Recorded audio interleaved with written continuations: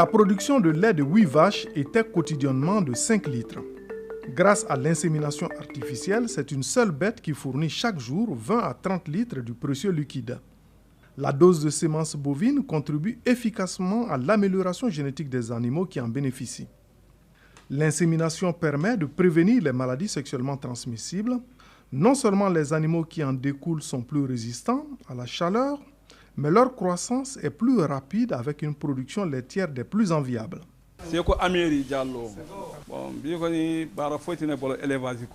Mon travail a toujours été l'élevage. Le changement vient de ce que certains appellent le métissage. La race Holstein produit beaucoup de lait. La Montbéliard, c'est à la fois du lait et de la viande. J'ai choisi la Holstein pour sa grande production de lait. Grâce à l'insémination artificielle, avec un petit nombre de bêtes, on a un important intérêt. C'est la qualité et non la quantité. Avec 10 bœufs, on peut avoir plus de 150 litres par jour. Les petits grandissent très vite.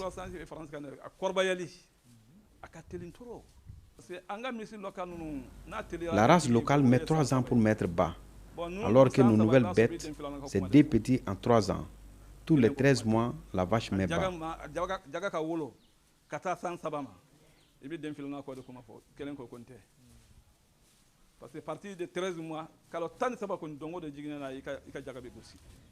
L'agro-éleveur reconnaît que la recette mensuelle de la vente de lait est de plus de 2 millions de francs CFA.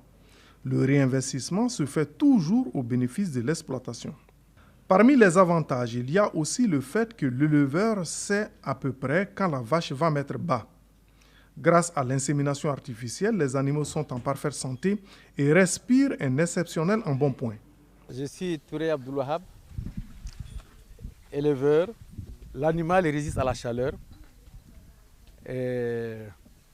Donc, c'est le problème qu'on a chez nous, la chaleur. Quand on fait venir les vaches importées, ils n'arrivent pas à tenir plus d'1 an, compte tenu de la chaleur.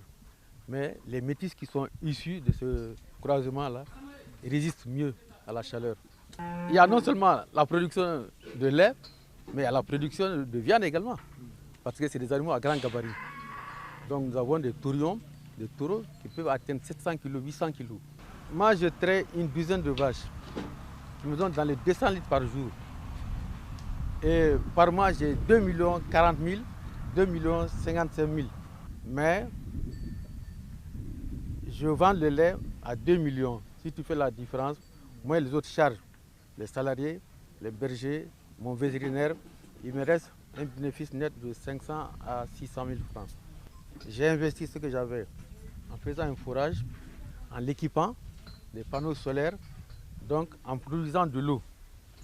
Et partant de cela, j'ai fait une première parcelle en herbe fourragère, herbe fraîche, en toute saison. Moi, j'ai de l'herbe fraîche en toute saison.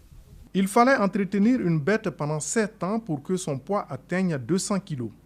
Avec l'insémination artificielle, en 1 an, l'animal pèse 250 kg. Désormais, il est mis fin aux interminables mouvements de transhumance avec leurs corollaires de perte d'animaux et de conflits entre éleveurs ou entre éleveurs et cultivateurs.